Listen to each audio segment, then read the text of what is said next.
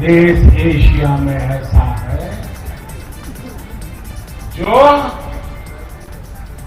21वीं सदी एशिया की न बने। പാകിസ്ഥാനെതിരെ ആഞ്ഞടിച്ച് പ്രധാനമന്ത്രി നരേന്ദ്രമോദി. ഏഷ്യയിലെ ഒരു രാജ്യം മാത്രം ഭീകരവാദം പടർത്തുന്നു. പാകിസ്ഥാൻ ഭീകരവാദികളെ കയറ്റി അയക്കുന്നു. ഭീകരവാദത്തിന് മുൻപിൽ തോൽക്കില്ലെന്നും ഉറി ഭീകരാക്രമണം ഇന്ത്യ മറക്കില്ലെന്നും നരേന്ദ്രമോദി. BJP പ്രവർത്തകർക്ക് ആവേശമായി നരേന്ദ്രമോദി കോഴിക്കോട്. കേരളത്തിന്റെ ഭാഗ്യം BJPയിലൂടെയെന്ന് മോദി. കേരളത്തിൽ അടുത്ത സർക്കാർ BJPയുടേതെന്ന് അമിത്ഷാ. സമ്മേളനത്തിൽ സുരക്ഷാ വീഴ്ച. കേന്ദ്രമന്ത്രിമാരടക്കമുള്ളവർ ഹോട്ടലിൽ എത്തിയത് കാൽനടയായി.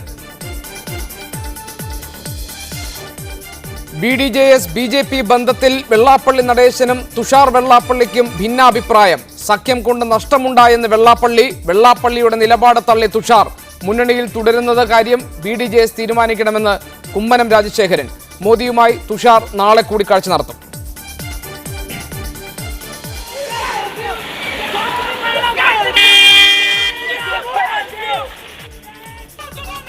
മുഖ്യമന്ത്രിക്കും മന്ത്രിമാർക്കുമെതിരെ യൂത്ത് കോൺഗ്രസ് പ്രവർത്തകരുടെ കരിങ്കൊടി പ്രതിഷേധം. സമരക്കാർക്കെതിരെ ലാത്തിച്ചാർജും ജലപീരങ്കി പ്രയോഗവും.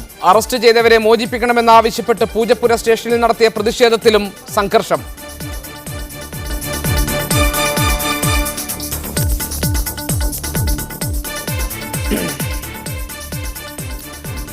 പാകിസ്ഥാനെ അതിരൂക്ഷമായി വിമർശിച്ച് പ്രധാനമന്ത്രി നരേന്ദ്രമോദി. ഉറി ഭീകരാക്രമണം ഒരു കാലത്തും മറക്കില്ലെന്ന് അദ്ദേഹം പറഞ്ഞു. ഭീകരാക്രമണത്തോടും ദാരിദ്ര്യത്തോടും ഇന്ത്യക്കൊപ്പം ചേർന്ന് യുദ്ധം ചെയ്യാൻ അദ്ദേഹം പാകിസ്ഥാനിലെ ജനങ്ങളോട് ആഹ്വാനം ചെയ്തു. ഭീകരവാദത്തിന് മുന്നിൽ ഇന്ത്യ തോറ്റിട്ടില്ല, തോൽക്കുകയുമില്ല. न हिंदुस्तान झुका है न हिंदुस्तान झुकेगा. आतंकवाद को परास्त करके रहेगा. ഉറിയാക്രമണം രാജ്യം മറക്കില്ല. ഉറിയിൽ നഷ്ടപ്പെട്ട 18 ജവാന്മാരുടെ ജീവൻ വെറുതെയാകില്ല. टेररिस्टों ने हमारे 18 जवानों को बलिदान होना पड़ा. आतंकवादी कान खोल के सुन ले, यह देश इस बात को कभी भूलने वाला नहीं है. ഇന്ത്യൻ സൈന്യത്തിന്റെ കഴിവിലും ധൈര്യത്തിലും രാജ്യം അഭിമാനിക്കുന്നു. അവരുടെ രക്തസാക്ഷിത്വത്തെ സ്മരിക്കുന്നു. और हमें 125 करोड़ देशवासियों को हमारी सेना पर नाज है. हमारी सेना पर हमें गर्व है. उनकी वीरता पे गर्व है. उनके पराक्रम पे गर्व है. उनके बलिदान की गाथाओं पर गर्व है. ദാരിദ്ര്യം, തൊഴിലില്ലായ്മ, നിരക്ഷരത എന്നീ കാര്യങ്ങളിൽ യുദ്ധം ചെയ്യാൻ പാകിസ്ഥാനെ വെല്ലുവിളിക്കുന്നു. आइए हम गरीबी को खत्म करने का काम करें. आप अपने देश में गरीबी को खत्म करने का काम करें. हम दोनों लड़ाई लड़े. देखते हैं सबसे पहले अपने देश की गरीबी कौन खत्म करता है.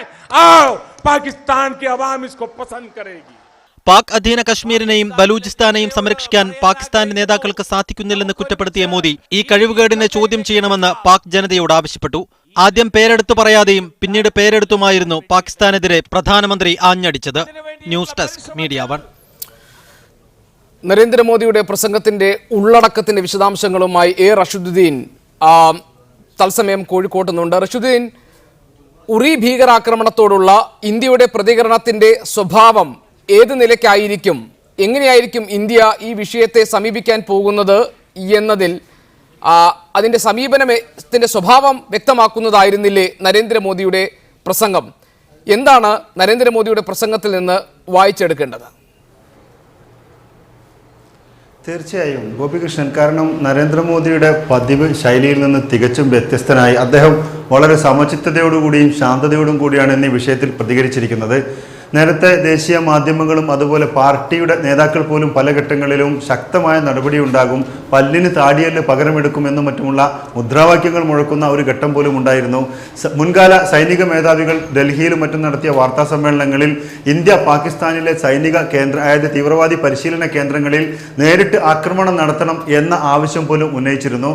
ഒരർത്ഥത്തിൽ രാജ്യത്ത് യുദ്ധ സമാനമായ അല്ലെങ്കിൽ യുദ്ധം ആസന്നമായി എന്ന തോന്നലുണ്ടാക്കുന്ന പ്രതികരണങ്ങളായിരുന്നു പല ഭാഗത്ത് പ്രതിപക്ഷ കക്ഷികൾ അടക്കം ഭാഗത്തു നിന്ന് ഉണ്ടായിക്കൊണ്ടിരുന്നത്. നരേന്ദ്രമോദിയെ അദ്ദേഹം കോൺഗ്രസ് ഭരണകാലത്ത് അല്ലെങ്കിൽ UPA ഭരണകാലത്ത് ഏതൊക്കെ കാര്യങ്ങളുടെ പേരിൽ പാകിസ്ഥാനുമായി ബന്ധപ്പെട്ട ഏതൊക്കെ വിഷയങ്ങളെ ചൊല്ലി അന്നത്തെ UPA സർക്കാരിനെയും പ്രധാനമന്ത്രിയെയും വിമർശിച്ചുവോ ആ കാര്യങ്ങളിലെല്ലാം തന്നെ അദ്ദേഹം സ്വന്തം കഴിവുകേട് പ്രകടമാക്കുന്ന ഒരു സാഹചര്യമാണ് ഇപ്പോഴുള്ളത് എന്ന് കോൺഗ്രസ് പോലും കുറ്റപ്പെടുത്തിയിരുന്നു. എന്തായാലും ഈ ഒരു പ്രത്യേക ഘട്ടത്തിൽ വളരെ ശക്തമായ ഒരു മറുപടി അദ്ദേഹത്തിന്റെ ഭാഗത്ത് നിന്ന് ഉണ്ടാവും എന്ന ഒരു ഭാഗത്ത് വാദം ഉയരുമ്പോൾ തന്നെ കഴിഞ്ഞ ദിവസങ്ങളിലെല്ലാം നമുക്ക് മനസ്സിലാക്കാൻ കഴിഞ്ഞിരുന്നത് ദേശീയ കൗൺസിൽ യോഗത്തിനിടെ നമുക്ക് അതിലെ പല നേതാക്കളിൽ നിന്നും നമുക്ക് ലഭ്യമായിക്കൊണ്ടിരുന്ന വിവരങ്ങൾ അനുസരിച്ച് പാകിസ്ഥാനെ പേരെടുത്ത് പറയുന്നതിൽ തന്നെ ഒരു തർക്കം നിലനിന്നിരുന്നു. പാകിസ്ഥാനെ പേരെടുത്ത് പറയണമെന്നും വേണ്ട എന്നുമുള്ള അഭിപ്രായങ്ങൾ ഉണ്ടായിരുന്നു. പാകിസ്ഥാനുമായി ഒരു യുദ്ധം അല്ലെങ്കിൽ നേരിട്ട് ഏറ്റുമുട്ടുന്ന ഒരു സ്ഥിതി സംജാതമാകുന്നത് ഇന്ത്യയെ സംബന്ധിച്ചിടത്തോളം ഏതൊക്കെ പ്രകാരത്തിൽ അല്ലെ ഏതൊക്കെ തലങ്ങളിൽ ദോഷം ചെയ്യുമെന്ന വിലയിരുത്തലുകൾ നടന്നിരുന്നു. ഈ ഇത്തരത്തിലുള്ള ചർച്ചകൾക്കും ഒടുവിലാണ് പ്രധാനമന്ത്രി വളരെ കാച്ചിക്കുറുക്കി അദ്ദേഹത്തിന്റെ പ്രസംഗം നടത്തിയിരിക്കുന്നത്. ഈ പ്രസംഗത്തിൽ അദ്ദേഹം പാകിസ്ഥാനിലെ അധികാരി വർഗത്തെ ചോദ്യം ചെയ്യണമെന്ന് അവിടെയുള്ള ജനങ്ങളോട് പറയുന്ന ഭാഗത്ത് മാത്രമാണ് അദ്ദേഹം പാകിസ്ഥാനെ കുറിച്ച് പറഞ്ഞത്. ഏറ്റവും ഒടുവിൽ പ്രസംഗത്തിന്റെ ഏകദേശം അവസാന ഭാഗത്തായി അദ്ദേഹം പാകിസ്ഥാനിലെ അധികാരികളോട് നേരിട്ട് ഒരു കാര്യം കൂടി പറഞ്ഞു. നിങ്ങൾ അറിയണം, ഈ 18 ജീവനുകളുടെ രക്തസാക്ഷിത്വം വെറുതെ ആവില്ല. ഇന്ത്യ നിങ്ങളെ ആഗോള ലോക സമൂഹത്തിന് മുമ്പാകെ അല്ലെങ്കിൽ അന്താരാഷ്ട്ര സമൂഹത്തിന് മുമ്പാകെ ഭീകര രാഷ്ട്രമായി പ്രഖ്യാപിക്കുന്നതിനുള്ള എല്ലാ ഇന്ത്യയുടെ പരിശ്രമങ്ങളും തീർച്ചയായും നടത്തിയിരിക്കുമെന്ന് അദ്ദേഹം പറയുകയുണ്ടായി. പക്ഷേ വളരെ ശ്രദ്ധേയമായ ഒരു കാര്യം, പാകിസ്ഥാൻ പ്രധാനമന്ത്രി നവാസ് ഷെരീഫുമായി വളരെ ഉറ്റ സൗഹൃദം കാത്തുസൂക്ഷിക്കുന്ന ഇന്ത്യൻ പ്രധാനമന്ത്രി പാകിസ്ഥാനിലെ ഹുക്കുമറാൻ, അതായത് പാകിസ്ഥാനിലെ ഭരണാധികാരി ഭീകരവാദികളുടെ പ്രസംഗം വായിക്കുന്ന ആളാണ് എന്ന് പേരെടുത്ത് പറയാതെയാണെങ്കിൽ രൂക്ഷമായി വിമർശിച്ചിരിക്കുന്നു. ആ ഭീകരവാദികളുടെ പ്രസംഗം വായിക്കുന്ന പാകിസ്ഥാൻ പ്രധാനമന്ത്രിയെ അല്ലെങ്കിൽ പാകിസ്ഥാന്റെ ഭരണാധികാരിയെ തള്ളിക്കളയണമെന്നും അദ്ദേഹത്തിന്റെ ഇന്ത്യയിലേക്ക് ഭീകരത കയറ്റിയേക്കുന്ന ആശയത്തെ ജനങ്ങൾ നേരിടണമെന്നും മോദി ആഹ്വാനം ചെയ്തിരിക്കുന്നു. മറുഭാഗത്ത് അദ്ദേഹം പറഞ്ഞു, ഇന്ത്യ കയറ്റി അയക്കുന്നത് സാങ്കേതിക വിദ്യയാണ്, വിവര സാങ്കേതിക വിദ്യയാണ്. എന്നാൽ പാകിസ്ഥാൻ എന്തുകൊണ്ട് ഇങ്ങനെ ചെയ്യുന്നു? നമുക്ക് ഒരു രാജ്യങ്ങൾക്കും ഒരുമിച്ച് ചേർന്നുകൊണ്ട് പട്ടിണിയെയും ദാരിദ്ര്യത്തെയും വിദ്യാഭ്യാസ ഇല്ലായ്മയെയും അതുപോലെ ശിശുമരണ നിരക്കിനെയും മറ്റും ഇങ്ങനെ വിവിധ മേഖലകളിൽ നമുക്ക് നമ്മുടെ ഈ ഇത്തരം നമ്മുടെ ഈ ഇല്ലായ്മകളോട് നമുക്ക് യുദ്ധം ചെയ്യാം. അതിൽ ആരാണ് ജയിക്കുന്നത് എന്നും മറ്റും ഉള്ള വളരെ വളരെ ബാലൻസ്ഡ് ആയ അല്ലെങ്കിൽ സമചിത്തതയോടുകൂടിയുള്ള ഒരു പ്രസംഗമായിരുന്നു അദ്ദേഹത്തിൻ്റെത്. അദ്ദേഹം ഈ പ്രസംഗത്തിൽ ഏതെങ്കിലും അർത്ഥത്തിലുള്ള ഒരു യുദ്ധത്തെക്കുറിച്ച് അല്ലെങ്കിൽ ഒരു സമ്മർദ്ദത്തെക്കുറിച്ച് ഇന്ത്യയുടെ ഭാഗത്തുനിന്ന് സൂചന നൽകിയിട്ടുണ്ടെങ്കിൽ തീർച്ചയായും അത് നയതന്ത്ര മേഖലയിലെ യുദ്ധത്തെക്കുറിച്ച് മാത്രമാണ്. നയതന്ത്ര മേഖലയിൽ ഇന്ത്യ മുഴുവൻ കഴിവും എടുത്ത് പോരാടുമെന്ന് അദ്ദേഹം പറഞ്ഞിരിക്കുന്നു. പിന്നീട് ഈ പ്രസംഗത്തിന്റെ മറ്റൊരു പ്രധാനപ്പെട്ട ഭാഗം, നാം നേരത്തെ കഴിഞ്ഞ ദിവസങ്ങളിലെല്ലാം പറഞ്ഞതുപോലെ ചില മുദ്രാവാക്യങ്ങൾ അദ്ദേഹം ഇന്ത്യക്ക് സമ്മാനിക്കുമെന്ന് പറഞ്ഞിരുന്നു. കാരണം ദീനദയാൽ ഉപാധ്യായയുടെ ജന്മശതാബ്ദി കൂടിയായ ഈ വർഷത്തിൽ ദാരിദ്ര്യ നിർമ്മാർജ്ജനവുമായി ബന്ധപ്പെട്ട് മാത്രമല്ല പാകിസ്ഥാനെ അടക്കം അദ്ദേഹം രൂക്ഷമായി വിമർശിച്ച ഒരു മേഖല കൂടിയായിരുന്നു അത്. ഈ ദാരിദ്ര്യ നിർമ്മാർജ്ജന മേഖലയിൽ ഇന്ത്യ അനുവർത്തിക്കേണ്ട അല്ലെങ്കിൽ പാർട്ടി പ്രവർത്തകർ ഏറ്റുപിടിക്കേണ്ട ചില മുദ്രാവാക്യങ്ങൾ അദ്ദേഹം മുഴക്കുകയുണ്ടായി. ഗരീബി സെ മുക്ത് ഹോ, സമൃദ്ധി സെ യുക്ത് ഹോ, ഭേദഭാവ് സെ മുക്ത് ഹോ, സാമാജിക നീതി സെ മുക്ത് ഹോ, അങ്ങനെ നിരവധി ഗന്ദഗി സെ മുക്ത് ഹോ, സ്വച്ഛതാ സെ മുക്ത് ഹോ യുക്ത് ഹോ, ഭ്രഷ്ടാചാർ സെ മുക്ത് ഹോ, മാർഗദർശക് സെ യുക്ത് ഹോ, ഇങ്ങനെ നിരവധി മുദ്രാവാക്യങ്ങൾ അദ്ദേഹം ഈ അദ്ദേഹത്തിന്റെ പ്രസംഗത്തിന്റെ ഒടുവിൽ വിളിക്കുകയുണ്ടായി. ഇതെല്ലാം തന്നെ വരും ദിവസങ്ങളിൽ കേന്ദ്ര സർക്കാർ പ്രഖ്യാപിക്കുന്ന നിരവധി പദ്ധതികളുടെ ഗ്രാമീണ മേഖലയിലും പിന്നോക്ക ദളിത് വിഭാഗങ്ങളുടെ മേഖലകളിലെല്ലാം തന്നെ കേന്ദ്ര സർക്കാർ പ്രഖ്യാപിക്കാൻ ഒരുക്കുന്ന നിരവധി പദ്ധതികളുടെ ഭാഗമായി മാറുമെന്നാണ് റഷീദുദ്ദീനാണ് നരേന്ദ്രമോദിയുടെ പ്രസംഗത്തെ ഉള്ളടക്കത്തെ വിലയിരുത്തി വിശദാംശങ്ങൾ നൽകിക്കൊണ്ടിരുന്നത്.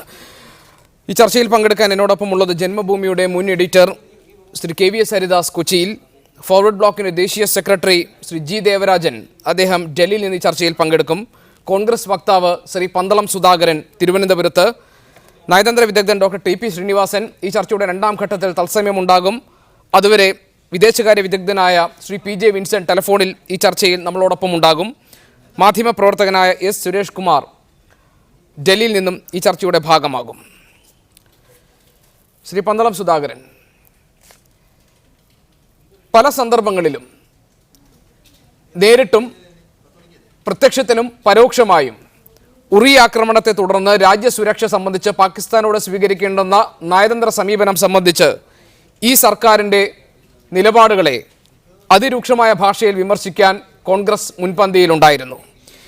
ഇന്ന് കോഴിക്കോട്ട് ദേശീയ കൗൺസിലിൽ നരേന്ദ്രമോദി നടത്തിയ പ്രസംഗത്തിലെ ഉള്ളടക്കം പരിശോധിക്കുമ്പോൾ ഒരു ഭരണാധികാരിക്ക് ആവശ്യമായ തികഞ്ഞ പക്വതയോടെ രാജ്യം ഇതുവരെ ചർച്ച ചെയ്തതിൽ നിന്ന് വിഭിന്നമായി ഉറി ഭീകരാക്രമണ സംഭവത്തിൽ പാകിസ്ഥാനോടുള്ള ഇന്ത്യയുടെ നയം വ്യക്തമാക്കപ്പെട്ടിരിക്കുകയല്ലേ?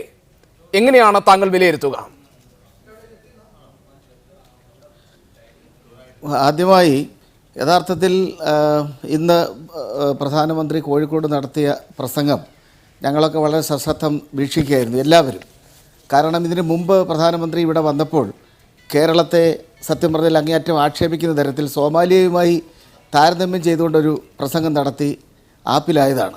അതുകൊണ്ട് വളരെ കരുതലോടുകൂടി തന്നെയാണ് ഒരു പ്രധാനമന്ത്രി എന്നുള്ള നിലയിൽ അദ്ദേഹം ഇന്നിവിടെ പ്രസംഗിച്ചത്. മാത്രമല്ല തുടക്കം തന്നെ കേരളത്തെയും നമ്മുടെ സംസ്ഥാനത്തെയും നമ്മുടെ ഡെവലപ്മെൻറ്റിൻ്റെയും നമ്മുടെ ജനങ്ങളുടെ വിദേശത്തുമൊക്കെയുള്ള പങ്കാളിത്തത്തെക്കുറിച്ചുമൊക്കെ വളരെ പ്രശംസനീയമായ അഭിപ്രായ പ്രകടനം നടത്തി. അത് വളരെ സന്തോഷമുള്ള ഒരു കാര്യം തന്നെയാണ്. രണ്ടാമതായി ഈ അടുത്ത ദിവസങ്ങളിൽ കോൺഗ്രസ് ഉപാധ്യക്ഷൻ ശ്രീ രാഹുൽ ഗാന്ധി ഒരു ദേശീയ മാധ്യമത്തിന് നൽകിയ ഒരു അഭിമുഖത്തിൽ അദ്ദേഹം പറഞ്ഞത് കാശ്മീരിൽ സത്യം പറഞ്ഞാൽ ഇന്ത്യയിൽ ഓരോ പൗരനും ആഗ്രഹിക്കുന്ന ഒരു സമാധാനം ഉണ്ടാകണം എന്നുള്ളതിൻ്റെ അടിസ്ഥാനത്തിൽ രാഹുൽ ഗാന്ധി സൂചിപ്പിച്ചത് യഥാർത്ഥത്തിൽ BJPയുടെയും PDPയുടെയും സഖ്യമാണ് യഥാർത്ഥത്തിൽ കാശ്മീർ പ്രശ്നം പൂർണ്ണമായും പരിഹരിക്കുന്നതിന് ഒരു നിലപാടെടുക്കുന്നതിൽ പരാജയപ്പെട്ടത് എന്ന് പറയുണ്ടായി. അപ്പോൾ തീർച്ചയായും ഇന്ത്യയുടെ ദേശീയ രാഷ്ട്രീയ പ്രസ്ഥാനം എന്നുള്ള നിലയിൽ അതിരൂക്ഷമായി ഇന്ത്യക്കെതിരെ ഒരു ത്രട്ടുണ്ടാകുമ്പോൾ വിമർശിക്കാനുള്ള ഉത്തരവാദിത്വം ക്രിയാത്മകമായുണ്ട്. അപ്പോൾ രാഹുൽ ഗാന്ധിയുടെയൊക്കെ വിമർശനത്തെ ക്രിയാത്മകമായി തന്നെയാണ് പ്രധാനമന്ത്രി ഉൾപ്പെടെയുള്ളവർ കണ്ടത് എന്ന് ഞാൻ മനസ്സിലാക്കുന്നു. എന്തായാലും ഇന്ന് നടത്തിയ കോഴിക്കോട് പ്രസംഗം തീർച്ചയായും വളരെ പ്രതീക്ഷ നൽകുന്ന ഒന്നാണ് എന്ന കാര്യത്തിൽ സംശയമില്ല. കാരണം ഒരു തർക്കമുള്ള വിഷയങ്ങളിലേക്കും അദ്ദേഹം കടന്നിട്ടില്ല എന്നത് സ്വാഗതാർഹമാണ്. മാത്രമല്ല ഉറിയിൽ നമ്മുടെ 18 ജവാന്മാർ എന്ന് പറയുന്നത് ഇന്ത്യയുടെ ആത്മാവാണ് യഥാർത്ഥത്തിൽ നമ്മുടെ തൊട്ടയൽ രാജ്യമായ പാകിസ്ഥാൻ തകർത്ത് കശാപ്പ് ചെയ്തിരിക്കുന്നത്. അതിനെതിരെ ശക്തമായ നടപടിയെടുക്കും എന്ന് ഒരു പ്രധാനമന്ത്രി പറഞ്ഞപ്പോൾ അത് വിശദീകരിക്കണം എന്ന് പറയാൻ നമുക്കാവുകയില്ല. അത് നയതന്ത്രപ്രദമായ ഒരു കാര്യമായതുകൊണ്ട് അതിൻ്റേതായ ലിമിറ്റ് ഒരു പ്രധാനമന്ത്രിയുടെ പ്രസംഗത്തിലുണ്ട്. ആ ലിമിറ്റ് ഞങ്ങൾ അവിടെ കാണുകയുണ്ടായി. അപ്പോൾ തീർച്ചയായും ഒരു തരത്തിലും നമുക്ക് ഒരു വിമർശിക്കാൻ കഴിയുന്ന ഒരു പ്രസംഗമായി എനിക്ക് അത് തോന്നുന്നില്ല. സ്വാഗതാർഹമായ ഒന്ന് തന്നെയാണ്. മറ്റൊരു ചെറിയ സംശയം എനിക്ക് പ്രസംഗമെല്ലാം കഴിഞ്ഞപ്പോൾ തോന്നിയത് അദ്ദേഹം കഴിഞ്ഞ 50 വർഷമായി BJP ജനസംഘത്തിൽ നിന്ന് BJP ആയി വളർന്ന് ഇന്ത്യയിൽ ഉണ്ടാക്കിയ അവരുടെ രാഷ്ട്രീയ സ്വാധീനത്തെക്കുറിച്ചൊക്കെ പറഞ്ഞു. ഒരുപാട് നേതാക്കന്മാരുടെ അനുസ്മരിച്ചു, മഹാത്മാഗാന്ധി അനുസ്മരിച്ചു, സന്തോഷമുണ്ട്.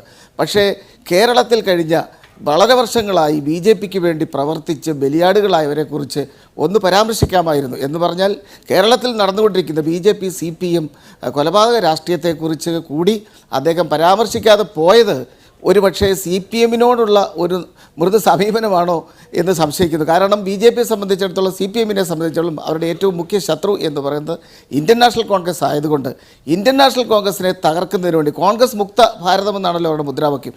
അതിനുവേണ്ടി ഒരുപക്ഷെ എല്ലാവരെയും കൂട്ടുപിടിക്കുന്നതിനും പ്രീണിപ്പിക്കുന്നതിനും വേണ്ടി ഒരു ശ്രമം ഈ പ്രസംഗത്തിലൂടെ നടത്തിയോ എന്ന് ആരെങ്കിലും അങ്ങനെ സംശയിച്ചാൽ അവരെ തെറ്റു പറയാൻ കഴിയില്ല.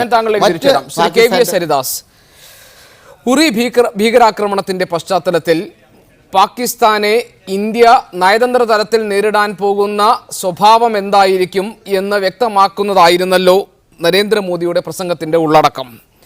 എന്തൊക്കെയാണ് താങ്കൾ മനസ്സിലാക്കുമ്പോൾ അദ്ദേഹത്തിൻ്റെ പ്രസംഗത്തിൽ നിന്ന് ഉറി ഭീകരാക്രമണത്തിൻ്റെ പശ്ചാത്തലത്തിൽ നമ്മൾ വായിച്ചെടുക്കേണ്ട കാര്യങ്ങൾ? ഗോപികൃഷ്ണ, ഞാൻ ആദ്യമേ സൂചിപ്പിച്ചോളട്ടെ, ഇന്ത്യയുടെ ചരിത്രത്തിൽ തന്നെ രേഖപ്പെടുത്താൻ പോകുന്ന ഒരു സുപ്രധാന ഒരു സ്റ്റേറ്റ്സ്മാൻ ലൈക്ക് പ്രസംഗമായിട്ട് എനിക്ക് തോന്നുന്നു ഇതിനെ കാണാമെന്ന് എൻ്റെ ഒരു വിലയിരുത്തൽ, പേഴ്സണൽ വിലയിരുത്തൽ. കാരണം ലോകം മുഴുവൻ ഉറ്റുനോക്കുന്ന ദിവസമായിരുന്നു ഇന്ന് ഇന്ത്യയിലേക്ക്. ഉറി സംഭവത്തിന് ശേഷം ഇന്ത്യ എന്താണ് ചെയ്യാൻ പോകുന്നത്, ഇന്ത്യയുടെ ലക്ഷ്യം എന്താണ്, ഇന്ത്യയുടെ പ്രധാനമന്ത്രി എന്താണ് പറയാൻ പോകുന്നത് എന്ന് ഉറ്റുനോക്കുന്ന നിമിഷമായിരുന്നു അത്.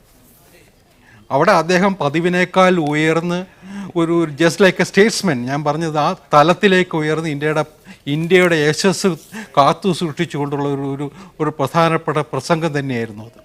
യാതൊരു സംശയവും വേണ്ട അതിനകത്ത്. പക്ഷെ അതിൽ ഞാൻ കാണുന്ന ഒരു ചെറിയ അഭിപ്രായമില്ല. റഷീമുദ്ദീൻ്റെ റിപ്പോർട്ട് ഞാൻ കാണുമ്പോൾ ഞാൻ കാണുന്ന ഒരു ചെറിയ അഭിപ്രായ വ്യത്യാസം. യുദ്ധത്തിന് നരേന്ദ്രമോദി ആഹ്വാനം ചെയ്തിട്ടില്ല, അല്ലെങ്കിൽ യുദ്ധത്തെക്കുറിച്ച് നരേന്ദ്രമോദി ചിന്തിക്കുന്നില്ല എന്നൊരു പ്രസ്താവം കണ്ടു.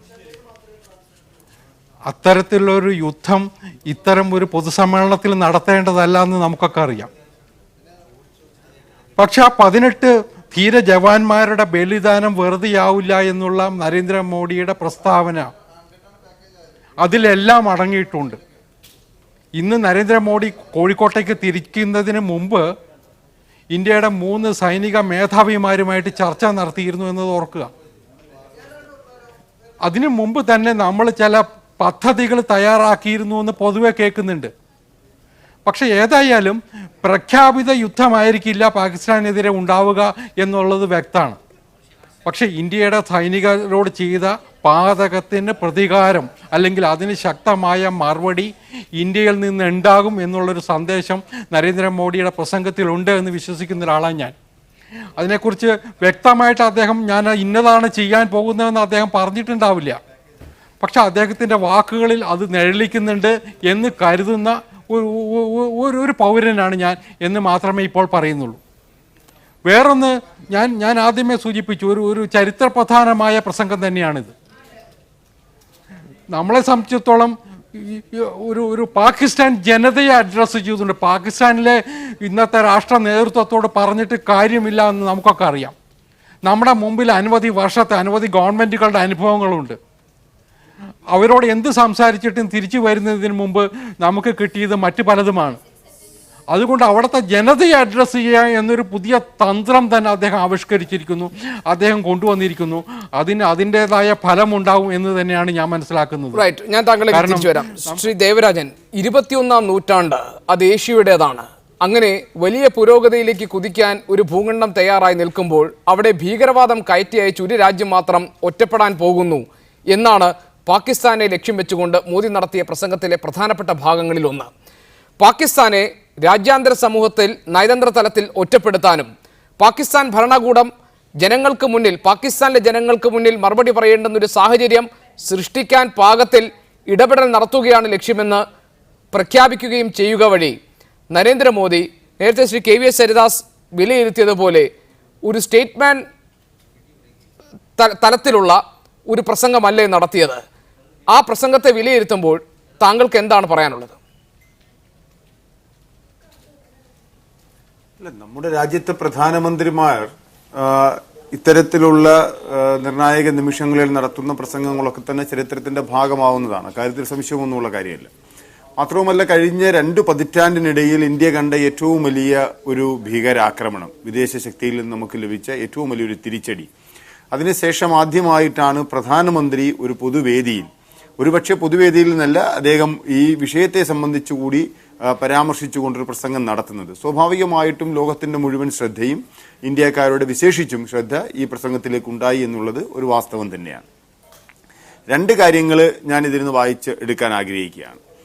ഒന്ന്, ഈ പറഞ്ഞതുപോലെ തന്ത്രപരമായി പാകിസ്ഥാനിലെ ജനങ്ങളെ അഭിസംബോധന ചെയ്യാനൊരു ശ്രമം അദ്ദേഹം നടത്തിയിരിക്കുന്നു. നല്ല കാര്യം തന്നെയാണ്.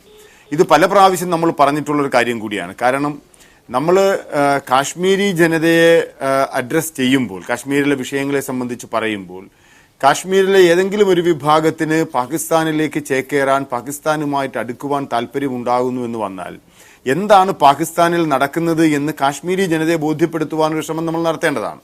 അത്തരമൊരു ശ്രമം പല പ്രാവശ്യവും നടക്കാറില്ല എന്നുള്ളതാണ് നമ്മുടെ മുമ്പിലുള്ള അനുഭവം. അതുകൊണ്ട് തന്നെ അവിടെ ദാരിദ്ര്യത്തിനെതിരായി, ഭീകരവാദത്തിനെതിരായി, നിരക്ഷരതയ്ക്കെതിരായി, അനാരോഗ്യത്തിനെതിരായി പൊരുതാൻ നിങ്ങൾ തയ്യാറുണ്ടോ എന്ന് പാകിസ്ഥാനോട് ചോദിക്കുകയും അതിനായി അവിടുത്തെ ഭരണാധികാരികൾക്കെതിരായി നിങ്ങൾ രംഗത്ത് വരണമെന്ന് ആഹ്വാനം ചെയ്യുന്ന ഒരു രീതി സ്വാഭാവികമായിട്ടും നമ്മൾ നേരത്തെ പറഞ്ഞ ആ രീതിയിലുള്ള ഒരു നീക്കമായി നമുക്ക് കാണാൻ കഴിയും. അക്കാര്യത്തിൽ സംശയമൊന്നുമില്ല. 2, ഞാൻ കാണുന്നത് ഇവിടെ പാകിസ്ഥാനിലെ ജനങ്ങളോട് ആഹ്വാനം ചെയ്യുന്നതോടൊപ്പം തന്നെ ഇന്ത്യൻ പ്രധാനമന്ത്രിക്ക് നിശ്ചയമായിട്ടും കാശ്മീരിലെ ജനങ്ങൾ, ഇന്നുകൂടി കാശ്മീർ ഒരാൾ മരിച്ചിരിക്കുകയാണ്, ഓരോ ദിവസവും ആളുകൾ കൊല ചെയ്യപ്പെട്ടുകൊണ്ടിരിക്കുന്നു. അത് സൈനികരും ജനങ്ങളും തമ്മിലുള്ള ഏറ്റുമുട്ടലാണ് സംഭവിച്ചുകൊണ്ടിരിക്കുന്നത്.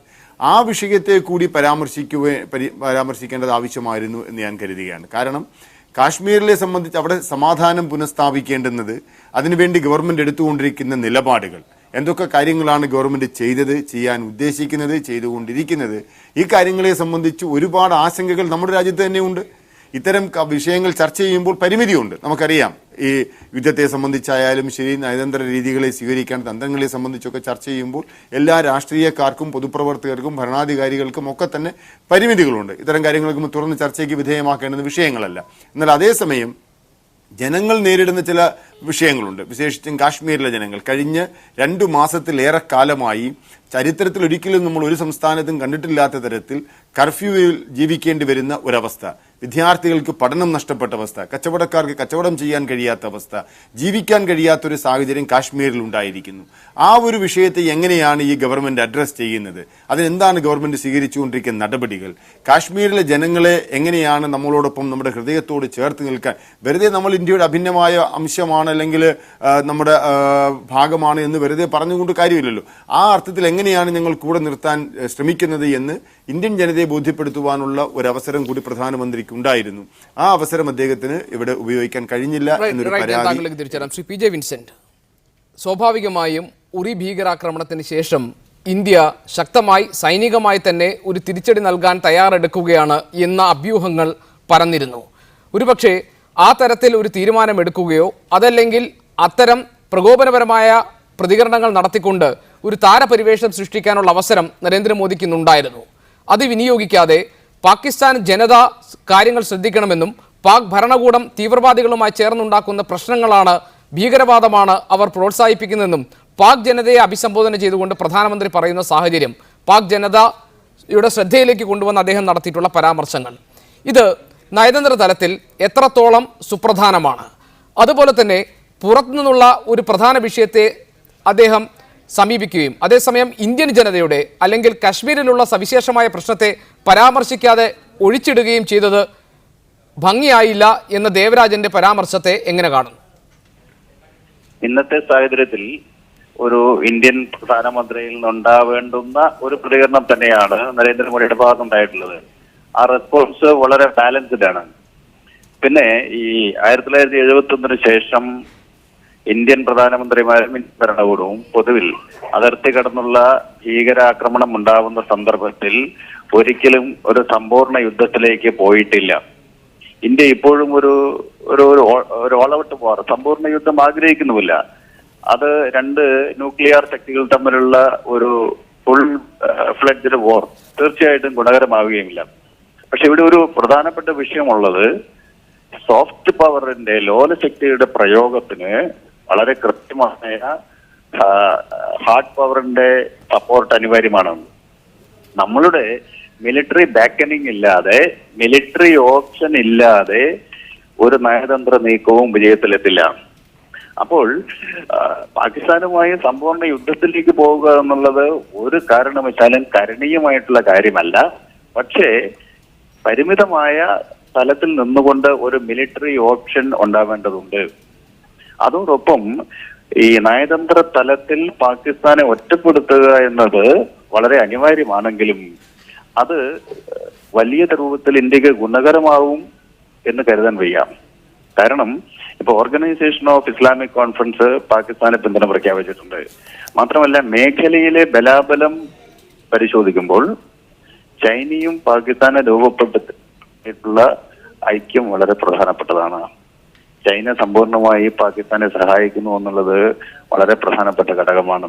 ഇവിടെ ഇന്ത്യയും പാകിസ്ഥാനും തമ്മിലുള്ള സംഘർഷത്തിൽ ഏറ്റവും പ്രധാനപ്പെട്ട 2 ശക്തികൾ അമേരിക്കയും ചൈനയുമാണ്.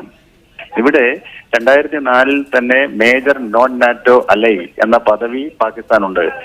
ഇപ്പോഴും പാകിസ്ഥാന് സാങ്കേതിക തലത്തിലും സൈനികമായിട്ടും സാമ്പത്തികമായിട്ടും അമേരിക്ക സഹായം നൽകി വരുന്നുണ്ട്. ഒരു പക്ഷേ ആ ബന്ധത്തെ ന്യൂട്രലൈസ് ചെയ്യാൻ ഇന്ത്യക്ക് കഴിഞ്ഞേക്കാം. പക്ഷേ അമേരിക്ക പൂർണ്ണമായി പാകിസ്ഥാനെ കൈയൊഴിയും എന്ന് കരുതാൻ വയ്യ. രണ്ടാമത്തെ ഘടകം ചൈനയാണ്. ചൈനയെ നമുക്ക് ന്യൂട്രലൈസ് ചെയ്യാൻ കഴിഞ്ഞിട്ടില്ല. പരിപൂർണമായി പാകിസ്ഥാന്റെ മുന്നിൽ ചൈന അണിനിരന്നിട്ടേക്കുന്നു. അപ്പോൾ ഈ ഒരു സാഹചര്യത്തിൽ ഒരു ആഗോള അഭിപ്രായ രൂപീകരണത്തിൽ പാകിസ്ഥാനെ ഒറ്റപ്പെടുത്താൻ കഴിയും എന്ന് കരുതുന്നതിൽ വലിയ അർത്ഥമൊന്നുമില്ല. മറ്റു രാജ്യങ്ങളെല്ലാം പാകിസ്ഥാനെ വിമർശിക്കുന്നതും അവർക്ക് എതിരായിട്ട് പറയുന്നതിലൊന്നും വലിയ കഥയില്ല. ഇവിടുത്തെ ഗ്രൗണ്ട് റിയാലിറ്റിയിൽ കാശ്മീരിലെ ഒരു എസ്കലേഷനിലേക്ക് പോയാൽ അവിടെ അവർക്ക് ഏറ്റവും അധികം പാകിസ്ഥാന് ഗുണകരമാവുക ചൈനയുടെ സഹായമായിരിക്കും. അത് തീർച്ചയായിട്ടും അവർക്ക് ലഭിക്കുകയും ചെയ്യുന്ന സാഹചര്യം ഇപ്പോഴുണ്ട്. എങ്കിലും ഒരു ഭീകരതയുടെ കേന്ദ്രം എന്ന നിലയ്ക്ക് പാകിസ്ഥാനെ ലോക രാഷ്ട്രങ്ങൾക്ക് മുന്നിൽ എക്സ്പോസ് ചെയ്യാൻ പ്രധാനമന്ത്രിയുടെ ഈ നയതന്ത്ര നീക്കത്തിന് കഴിഞ്ഞിട്ടുണ്ട്. ആ നിലയ്ക്ക് ശ്രീ KVS ഹരിദാസ് പറഞ്ഞതുപോലെ ഒരു സ്റ്റേറ്റ്മാൻഷിപ്പ് അദ്ദേഹം കാണിച്ചിട്ടുണ്ട്.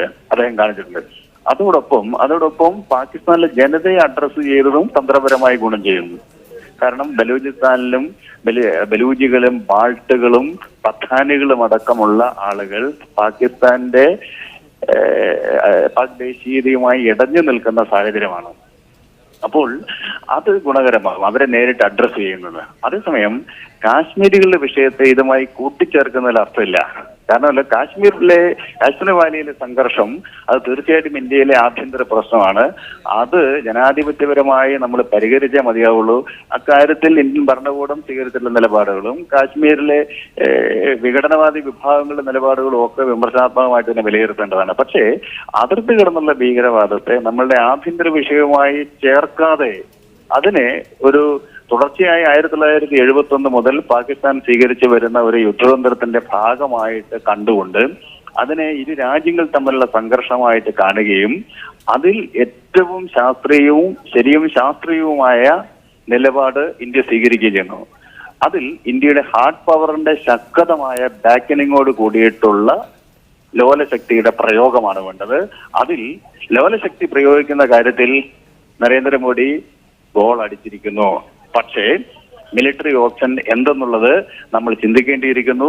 സമ്പൂർണ്ണ യുദ്ധം ഉണ്ടാവാതെ എങ്ങനെ ഒരു മിലിറ്ററി ഓപ്ഷൻ പ്രയോഗിക്കാൻ കഴിയും എന്നുള്ളത് ആലോചിക്കണം.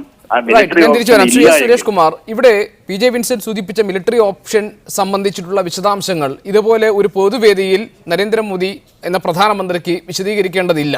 അത്തരം ഓപ്ഷനുകളെ പറ്റി അദ്ദേഹത്തിന് ആലോചിക്കുകയും ആകാം. അതുകൊണ്ടായിരിക്കാം ഒരുപക്ഷെ അദ്ദേഹം പറഞ്ഞത് ഈ 18 ജവാന്മാരുടെ ജീവൻ ബലി കഴിക്കേണ്ടി വന്ന സാഹചര്യം രാജ്യം ഒരിക്കലും മറക്കില്ല എന്ന്. അതേസമയം തന്നെ നയതന്ത്ര തലത്തിൽ പാകിസ്ഥാനെ ഒറ്റപ്പെടുത്താൻ പാകത്തിൽ തന്ത്രപരമായ രീതിയിൽ ഈ പ്രശ്നത്തെ സമീപിക്കാൻ നരേന്ദ്രമോദിക്ക് കഴിഞ്ഞു എന്ന് ഈ പ്രസംഗത്തിൽ നിന്ന് വ്യക്തമാണ്. എന്നാൽ ചൈന, അമേരിക്ക പോലെയുള്ള വൻ ശക്തികൾ അവരുടെ പിന്തുണ പരോക്ഷമായി പാകിസ്ഥാന് നൽകുന്ന സാഹചര്യത്തിൽ ഈ പാകിസ്ഥാനെ നയതന്ത്ര തലത്തിൽ ഒറ്റപ്പെടുത്തുക എന്ന നീക്കം അത്ര ഫലപ്രദമാകാൻ ഇടയില്ല എന്നാണ് PJ വിൻസെന്റ് വിലയിരുത്തിയത്. എങ്ങനെയാണ് നരേന്ദ്രമോദിയുടെ ഇന്നത്തെ പ്രസംഗത്തിലെ പാകിസ്ഥാൻ പരാമർശത്തെ താങ്കൾ കാണുന്നത്?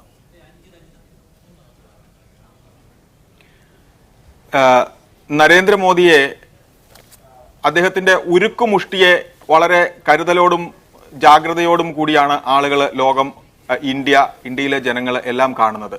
ഉരുക്കുമുഷ്ടിയുള്ള ഒരു നേതാവായിട്ടാണ് നരേന്ദ്രമോദിയെ ഒരൽപ്പം ഭയപ്പാടോടുകൂടി തന്നെ ആളുകൾ കണ്ടിട്ടുണ്ട്.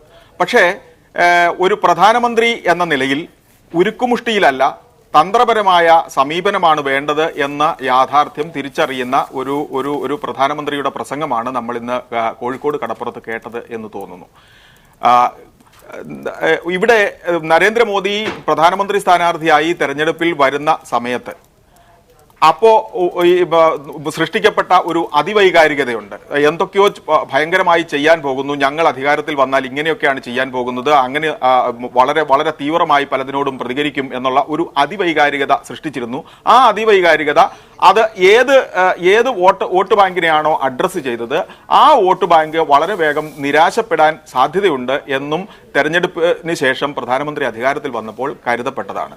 അത് ശരിയായി വരുന്നു. അതായത് ഒരു യുദ്ധജ്വരം പോലെയുള്ള അല്ലെങ്കിൽ വളരെ ചടുലമായ ഒരു പ്രവർത്തന രീതിയുടെ, ഒരു വർഗീയതയുടെ ഒക്കെ ഒരു അതിവൈകാരികതയുണ്ടല്ലോ. ആ അതിവൈകാരികതയെ നരേന്ദ്രമോദി എക്കാലവും സംരക്ഷിക്കുന്നു, കൊണ്ടു നടക്കുന്നു എന്നുള്ള ആ ഒരു മോഹത്തിൽ പെട്ടിരിക്കുന്ന ഒരു വോട്ട് ബാങ്ക് ഉണ്ടായിരുന്നു. അവരെ നിരാശപ്പെടുത്തുന്നതാണ് ഈ ഉരുക്കുമുഷ്ടിയില്ലായ്മ, ഉരുക്കുമുഷ്ടി കാണാത്ത ഈ ഇന്നത്തെ പ്രസംഗം എന്ന് കാണേണ്ടിയിരിക്കുന്നു. പക്ഷേ അത് നയതന്ത്രപരമായിട്ടും ഒരു പ്രധാനമന്ത്രിയുടെ പദവിക്കും ചേർന്ന പ്രസംഗം തന്നെയാണ് എന്ന് തീർച്ചയായിട്ടും പറയേണ്ടതുണ്ട്.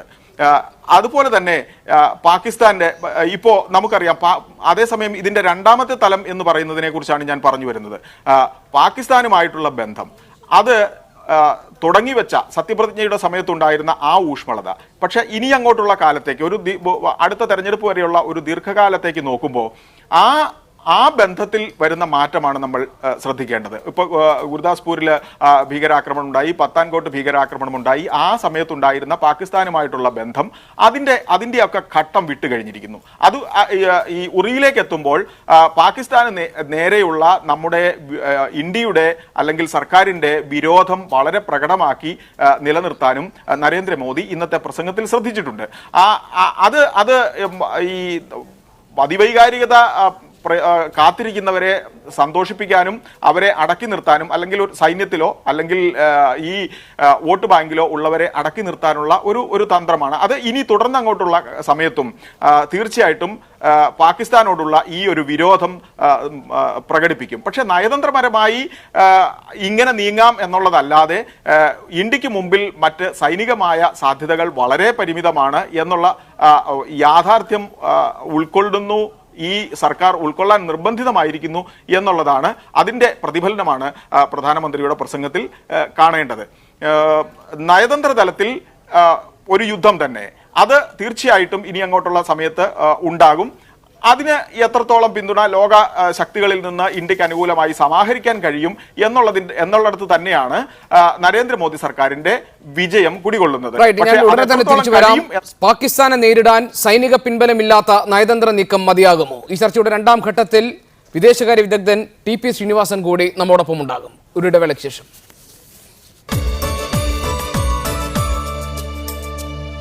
ഉറി ഭീകരാക്രമണത്തിന്റെ പശ്ചാത്തലത്തിൽ പാകിസ്ഥാൻ ഇന്ത്യ നൽകിയ മറുപടിയുടെ പൊരുളെന്ത്? Doctor T P. ശ്രീനിവാസൻ കൂടി നയതന്ത്ര വിദഗ്ധൻ ഈ ചർച്ചയുടെ ഭാഗമാകുന്നു. Doctor T P. ശ്രീനിവാസൻ, പാകിസ്ഥാനെ അതിരൂക്ഷമായി വിമർശിക്കുന്ന ഭാഷയിലാണ് പ്രധാനമന്ത്രിയുടെ ഇന്നത്തെ പ്രസംഗം.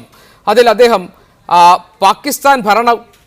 ഭീകരാക്രമണത്തെ പ്രോത്സാഹിപ്പിക്കുന്ന പാകിസ്ഥാൻ ഭരണകൂടത്തെ ചോദ്യം ചെയ്യാൻ പാകിസ്ഥാനിലെ ജനത തയ്യാറാകണം എന്ന് പറയുന്നു. നയതന്ത്ര തലത്തിൽ പാകിസ്ഥാനെ ഒറ്റപ്പെടുത്താൻ പര്യാപ്തമാകുന്ന തരത്തിലുള്ള ഇടപെടലാണോ ഇന്ത്യയുടെ ഭാഗത്ത് നിന്നുണ്ടാകുന്നത്? ഒരു സൈനിക തയ്യാറെടുപ്പിന്റെ പിൻബലമില്ലാതെ നയതന്ത്ര തലത്തിൽ ഈ കാര്യങ്ങളിൽ വിജയം കാണാൻ ഇന്ത്യക്ക് എത്രത്തോളം കഴിയും? എങ്ങനെയാണ് മോദിയുടെ പ്രസംഗത്തിൽ നിന്ന് ഈ കാര്യങ്ങളിൽ വ്യക്തത ഉണ്ടാക്കുക?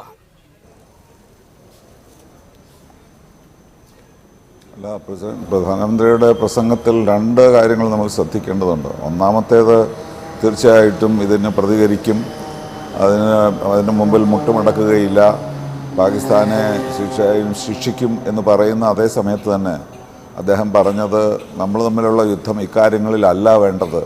നമ്മൾ തമ്മിലുള്ള യുദ്ധം നമ്മുടെ കുട്ടികൾ ജീവിച്ചിരിക്കാനും അമ്മമാർ ജീവിച്ചിരിക്കാനും രാജ്യത്തിൻ്റെ വികസനത്തിന് വേണ്ടിയാണ് നമുക്ക് മത്സരിക്കേണ്ടത്. അങ്ങനെ മത്സരിച്ചാൽ ഞങ്ങൾ നിങ്ങളെ തോൽപ്പിക്കാൻ തയ്യാറാണ് എന്നൊരു സന്ദേശം കൂടി. അപ്പോൾ അത് ഒരു ത്രെറ്റനിങ് ടോണിൽ പറയുന്ന ഒരു പ്രസംഗത്തിനകത്ത് ഇത് കുറച്ച് അതിശയമായി തോന്നി. കാരണം അപ്പോൾ തന്നെ അദ്ദേഹത്തിൻ്റെ ആദ്യത്തെ ചെങ്കോട്ടയിലെ പ്രസംഗത്തിൽ അദ്ദേഹം പറഞ്ഞത് നമ്മുടെ അയൽക്കാരോട് ചേർന്ന് നിന്നുകൊണ്ട് ഇന്ത്യക്ക് വികസനം നേടിയെടുക്കുന്നതാണ്.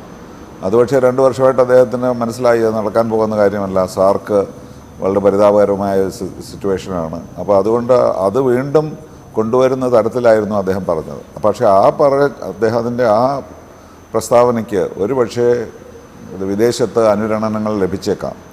കാരണം ഇനി പാകിസ്ഥാനോട് സഹകരിക്കാനും കൂടി ഇന്ത്യ തയ്യാറാണ്.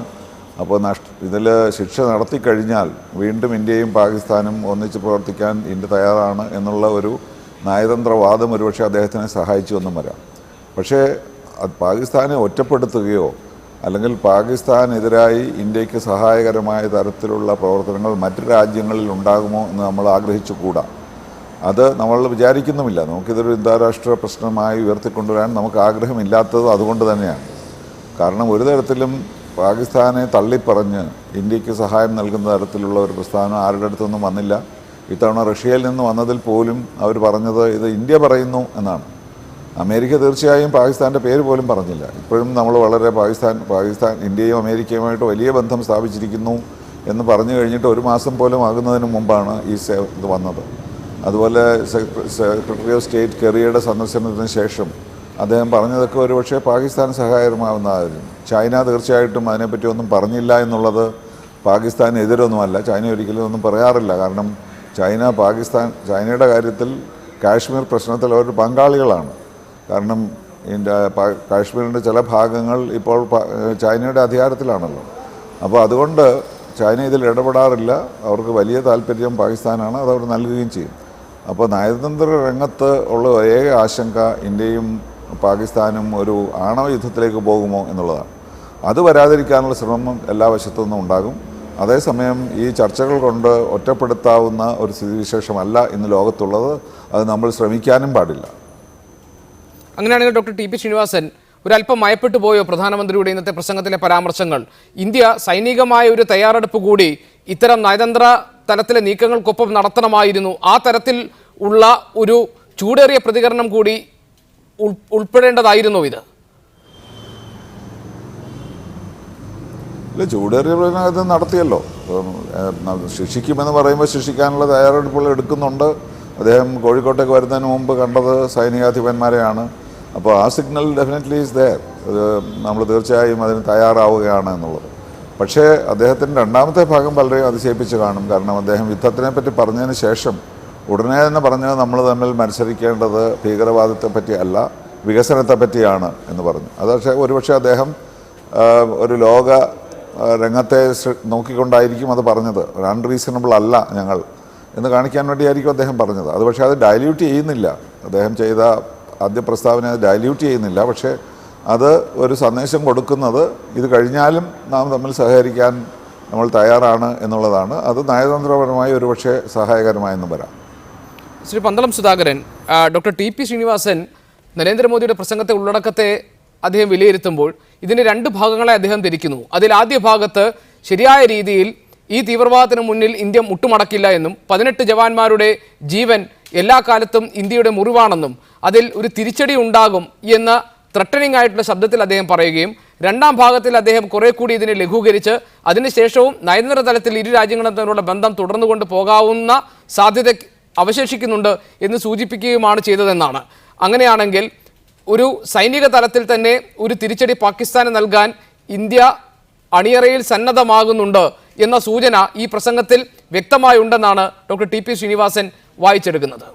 ശ്രീ പന്തളം. അല്ല, ഇത് വളരെ ഏറ്റവും സെൻസിറ്റീവായിട്ടൊരു ഇഷ്യൂ ആയതുകൊണ്ട് എങ്ങനെ വേണമെങ്കിലും നമുക്ക് വ്യാഖ്യാനിക്കാം. ദുർവ്യാഖ്യാനമാകരുതെന്നുള്ള ഒരു അഭ്യർത്ഥന മാത്രമേ എല്ലാവർക്കും ഉള്ളൂ. ഇവിടെ ബഹുമാനായ ഈ അന്തർദേശീയ രംഗത്ത് വളരെ പരിണിതപ്രജ്ഞനായ ബഹുമാനായ Shri T P Srinivasan sir പറഞ്ഞത് 100% സത്യസന്ധമായ ഒരു കാര്യമാണ്. പിന്നെ മറ്റൊരു കാര്യം, നമുക്ക് പെട്ടെന്നൊരു യുദ്ധം ഇപ്പോൾ സോഷ്യൽ മീഡിയയിലൊക്കെ, വാട്സാപ്പിലായാലും സോഷ്യൽ മീഡിയയിലും ഒക്കെ ഫേസ്ബുക്കിലും ഒക്കെ വളരെ ആവേശത്തോടു കൂടി വലിയ രാജ്യസ്നേഹം പ്രകടിപ്പിക്കുന്ന തരത്തിൽ നാളെ തന്നെ യുദ്ധം ചെയ്യണം എന്നൊക്കെ ഉള്ള ആവേശം കാണും. അതല്ല, എപ്പോഴും നയതന്ത്രപരമായ ഇപ്പോൾ ബഹുമാന ടി പി ഇവിടെ സൂചിപ്പിച്ചതുപോലെ കഴിഞ്ഞ ചെങ്കോട്ടയിലെ പ്രസംഗത്തിൽ പ്രധാനമന്ത്രി പറഞ്ഞത് എല്ലാവരും ഓർക്കുന്നുണ്ടല്ലോ, നമ്മുടെ അയൽ രാജ്യങ്ങളുമായി സൗഹൃദം വെച്ച് പുലർത്തിക്കൊണ്ട് തന്നെ ഇന്ത്യയുടെ ഡെവലപ്മെൻറ്റ്, ഇന്നും പറഞ്ഞ് ഏഷ്യയിലെ ഏറ്റവും വലിയ വികസനത്തിന് തടസ്സം നിൽക്കുന്ന രാജ്യം പാകിസ്ഥാനാണെന്ന് അദ്ദേഹം ആദ്യം പേര് പറയാതെ പിന്നെ പേര് പറഞ്ഞു. അതൊക്കെ വളരെ നല്ല കാര്യം തന്നെയാണ്. പ്രത്യേകിച്ച് അങ്ങേയറ്റത്തെ ഒരു പേട്രിയോട്ടിക് ഫീലിംഗ് ഭാരതീയന് ഉണ്ടാകുന്ന പ്രസംഗം തന്നെയാണ് ഇത് നടത്തിയത്. പക്ഷേ ഇതിനകത്ത് ഒരു കാര്യം നമ്മൾ മനസ്സിലാക്കേണ്ടത്, ഈ കാശ്മീരിലെ ജനങ്ങളെ പൂർണ്ണമായും മുഖവിലക്കെടുക്കാൻ, വിശ്വാസത്തിലെടുക്കാൻ മോഡി സർക്കാരിന് കഴിഞ്ഞിട്ടുണ്ടോ എന്നൊരു കാര്യമുണ്ട്. കാര്യം അവിടെ യുവാക്കളാണ് ഈ സമരത്തിന് മുന്നിൽ നിൽക്കുന്നത്.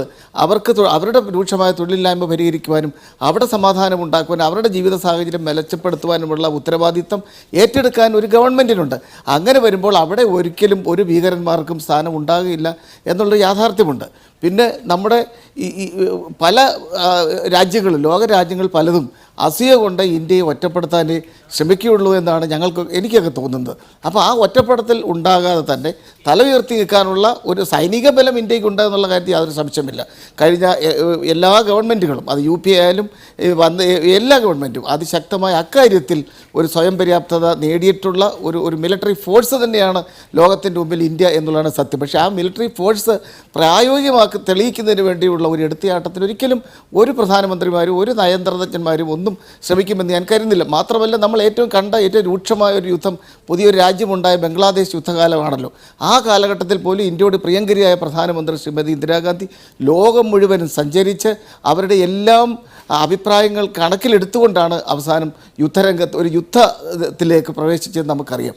ആ ഒരു സാഹചര്യമല്ല, അതിനേക്കാൾ വലിയ ഡെവലപ്മെൻറ്റുള്ള ആധുനിക രീതിയിലുള്ള അതൊരു അണുവായുധ യുദ്ധത്തിൻ്റെ കാലഘട്ടത്തിലാണ്. അപ്പോൾ അത് വരാതെ സൂക്ഷിക്കാനുള്ള തലമുറകൾ അപകടപ്പെടുന്ന തരത്തിലേക്കുള്ള യുദ്ധരംഗത്തേക്ക് വികാരത്തിൻ്റെ പേരിൽ പോകാൻ ഒരു പ്രധാനമന്ത്രിക്കും കഴിയില്ല എന്ന കാര്യത്തിൽ യാതൊരു സംശയമില്ല. അതുകൊണ്ട് വികാരത്തേക്കാൾ ലോക രാഷ്ട്രത്തിലെ നേതാക്കളുമായി അടുത്ത സമ്പർക്കം പുലർത്തുന്നുണ്ട്, നല്ല ബന്ധത്തിൽ കഴിയുന്നു എന്ന് അവകാശപ്പെടുമ്പോഴും ഇന്ത്യയിലെ ഉറി ഭീകരാക്രമണത്തിന് ശേഷം ഇന്ത്യക്ക് അനുകൂലമായോ അല്ലെങ്കിൽ പാകിസ്ഥാനെ കുറ്റപ്പെടുത്തുന്ന തരത്തിൽ, പാകിസ്ഥാന് വിരുദ്ധമായി പാകിസ്ഥാനെ പേരെടുത്ത് പരാമർശിച്ച് കുറ്റപ്പെടുത്തുന്ന തരത്തിൽ ഒരു നിലപാട് രാജ്യാന്തര തലത്തിൽ, പ്രത്യേകിച്ച് അമേരിക്കയും ചൈനയും പോലുള്ള രാജ്യങ്ങളുടെ പിന്തുണ ഉറപ്പാക്കാൻ പരിപൂർണമായി ഇന്ത്യക്ക് സാധിച്ചിട്ടില്ല നയതന്ത്ര തലത്തിൽ നിന്ന് ഡോക്ടർ ടി പി ശ്രീനിവാസൻ പറഞ്ഞത് താങ്കൾ ശ്രദ്ധിച്ചു കാണുമല്ലോ. അങ്ങനെയാണെങ്കിൽ നയതന്ത്ര തലത്തിൽ പാകിസ്ഥാനെ ഒറ്റപ്പെടുത്തുക ഇന്ന് ഇന്ത്യയുടെ ലക്ഷ്യം ആ നിലയ്ക്ക് അത്ര എളുപ്പം യാഥാർത്ഥ്യമാകാൻ പോകുന്നില്ല എന്ന് ഉറപ്പല്ലേ? അങ്ങനെയാണെങ്കിൽ ഒരു ഉറച്ച മറുപടി പാകിസ്ഥാന് കൊടുക്കുക എന്ന ബാധ്യത ഇന്ത്യക്ക് മേലില്ലേ? ഗോപികൃഷ്ണൻ, അതിനു മുമ്പ് ഞാനൊരു കാര്യം, പന്തളം അതുപോലെ അതിനു മുമ്പ് ദേവരായന് സൂചിപ്പിച്ചൊരു കാര്യം കാശ്മീരിനെ സംബന്ധിച്ച്. ജമ്മു കാശ്മീരിൽ ഇന്നൊരു പോപ്പുലർ ഗവൺമെൻറ് ഉണ്ട്. അവർക്ക് ചെയ്യാൻ പറ്റുന്നതിന് ചില പരിമിതികളുണ്ട്. അത് ഇന്ന് തുടങ്ങിയതല്ല. കോൺഗ്രസും നാഷണൽ കോൺഫറൻസും ഭരിക്കുന്ന കാലത്തും ഇത്തരം പ്രശ്നങ്ങൾ അവിടെ ഉണ്ടായിരുന്നു എന്നത് നമ്മൾ മറക്കരുത്. അന്നും പെല്ലറ്റ് ഗണ്ണുകളൊക്കെ ഉപയോഗിച്ചിരുന്നു, ഗുലാം നബി ആസാദിൻ്റെ ഒമർ അബ്ദുള്ളയുടെയും കാലഘട്ടത്തിൽ. അതിൽ നിന്നുള്ളൊരു വ്യത്യാസം ഈ അടുത്ത ദിവസങ്ങളിൽ കാണേണ്ടത്, അവിടേക്ക് ജമ്മു കാശ്മീരിലെ യുവാക്കളെ പട്ടാളത്തിലേക്കും പോലീസിലേക്കും റിക്രൂട്ട് ചെയ്യാനുള്ള ഒരു ശ്രമം നടന്നു. ഈ കഴിഞ്ഞ ഒരു മാസത്തിനുള്ളിൽ 500 പേരെയാണ് പട്ടാളത്തിലേക്ക് റിക്രൂട്ട് ചെയ്തത്. 1000-ഓളം പേരെ ജമ്മു കാശ്മീരിലെ പോലീസിലേക്ക് റിക്രൂട്ട് ചെയ്തു. ഈ 2 റിക്രൂട്ട്മെൻറ്റും ബഹിഷ്കരിക്കണമെന്ന് ആവശ്യപ്പെട്ടവരായിരുന്നു അവിടുത്തെ വിഘടനവാദികൾ. അത് തള്ളിക്കൊണ്ടാണ് ചെറുപ്പക്കാർ ഈ സൈന്യത്തിലേക്കും പോലീസിലേക്കും റിക്രൂട്ട്മെൻറ്റിന് വേണ്ടി രംഗത്ത് വന്നത്. അപ്പോൾ അത്തരത്തിലുള്ള പ്രവർത്തനങ്ങൾ ഇതിനൊപ്പം തന്നെ അവിടെ നടക്കുന്നുണ്ട്. അതല്ലാതെ വേറൊരു കാര്യം കൂടി സൂചിപ്പിച്ചോട്ടെ, ജമ്മു കാശ്മീർ മുഴുവൻ പ്രശ്നമാണെന്നുള്ള മറ്റുള്ള ആക്ഷേപം ഉന്നയിക്കുകയും ചെയ്യരുത്. ജമ്മു കാശ്മീരിലെ ഏതാനും ചെറിയ ഭാഗങ്ങളിൽ മാത്രമാണ് ഇന്ന് പ്രശ്നങ്ങളുണ്ട് എന്നുള്ള കാര്യം അംഗീകരിക്കാതിരിക്കുന്നുമില്ല. വേറൊന്ന്, നയതന്ത്ര തലത്തിലെ പ്രശ്നം. ഈ സംഭവം ഉണ്ടായതിന് ശേഷം അമേരിക്ക എടുത്ത നിലപാട് ശരിയാണ് അദ്ദേഹം പറഞ്ഞത്. അമേരിക്ക ഇന്ത്യയോടൊപ്പമാണെന്ന് പറയുന്നതിനൊപ്പം തന്നെ പലപ്പോഴും രണ്ടും ഘട്ട നിലപാട് സ്വീകരിച്ചിട്ടുണ്ട്. ഇപ്പോഴും അവർ ഒരു തരത്തിൽ നമുക്കൊപ്പമാണോ പാകിസ്ഥാനൊപ്പമാണോ എന്ന് വ്യക്തമാക്കാത്ത സമീപനം തന്നെയാണ് ഉള്ളത്. അതിലാകെ ആശ്വാസം പകരുന്നത് നവാസ് ഷെരീഫ് ഇത്തവണ ന്യൂയോർക്കിൽ വന്നിട്ട് ഈ ഒബാമയെ കാണാനുള്ള ശ്രമങ്ങൾ നടന്നിരുന്നു. അദ്ദേഹം 5-6 ദിവസം ന്യൂയോർക്കിലുണ്ടായിരുന്നു. പക്ഷെ മടങ്ങുന്നത് വരെ ഒബാമ അദ്ദേഹത്തിന് മുഖം കാണിക്കാനുള്ള അവസരം കൊടുത്തില്ല എന്നത് ഒരു പ്രധാനപ്പെട്ട സൂചിക തന്നെയാണെന്നാണ് ഞാൻ വിലയിരുത്തുന്നത്. അതേസമയത്ത് റഷ്യയും പാകിസ്ഥാനും തമ്മിൽ സംയുക്തമായിട്ടുള്ള സൈനിക അഭ്യാസത്തിന് തീരുമാനിച്ചിരുന്നു. റഷ്യ പാകിസ്ഥാന് ഹെലികോപ്റ്റർ കൊടുക്കാൻ തീരുമാനിച്ചിരുന്നു. ഈ 2 നീക്കങ്ങളിൽ നിന്നും റഷ്യ പിന്മാറി. ജർമ്മനിയും ഫ്രാൻസും ജപ്പാനും ബ്രിട്ടനും അടക്കമുള്ളവർ ഈ ഉറി ആക്രമണത്തെ ശക്തമായിട്ട് അപലപിക്കുക തന്നെ ചെയ്തു. പക്ഷെ അതുകൊണ്ടായില്ല, ഇനിയും കൂടുതൽ ഇക്കാര്യത്തിൽ മുന്നോട്ട് പോകാനുണ്ട് എന്ന കാര്യത്തിൽ തർക്കമില്ല. പക്ഷെ അമേരിക്കയുടെ കാര്യത്തിൽ ഞാനിപ്പോഴും വിശ്വസിക്കുന്നത്, അമേരിക്കയിൽ ഇപ്പോൾ ഇലക്ഷൻ ഇയറാണ്. ഏതാനും മാസങ്ങൾക്കുള്ളിൽ അവിടെ തെരഞ്ഞെടുപ്പ് നടക്കാൻ പോവുകയാണ്. അവിടെ ഇന്ത്യൻ വംശജരുടെ വോട്ട് അമേരിക്കയിലെ ഭരണപക്ഷത്തിനും പ്രതിപക്ഷത്തിനും സുപ്രധാനമാണ്, നിർണായകമാണ്. അതുകൊണ്ട് തന്നെ അമേരിക്ക ഇന്ന് ഏതായാലും ഇന്ത്യക്കെതിരായിട്ട് ഒരു പരസ്യമായ നിലപാടെടുക്കും എന്ന് ഞാൻ കരുതുന്നില്ല. പക്ഷെ അവർ പലപ്പോഴും നമുക്കറിയാം, പല സന്ദർഭങ്ങളിലും പാകിസ്ഥാനോടൊപ്പം ചേർന്ന് നിൽക്കാൻ അവരുടെ രാജ്യത്തിൻ്റെ വ്യാവസായിക വാണിജ്യ താല്പര്യങ്ങളുണ്ടായിട്ടുണ്ട്. ചൈനയെ സംബന്ധിച്ചിടത്തോളം, ചൈന നമുക്കൊക്കെ അറിയാം, ബലൂചിസ്ഥാനിൽ അവിടെ ഒരു പോർട്ട് ഡെവലപ്പ് ചെയ്യുന്നു. ഏതാണ്ട് $50 ബില്യൺ അവിടെ അവർ ഇൻവെസ്റ്റ് ചെയ്ത് കഴിഞ്ഞിരിക്കുന്നു. പിയോക്കയിലോടുകൂടി വലിയൊരു ദേശീയ പാത വെട്ടാനുള്ള ശ്രമത്തിലാണ് അവർ.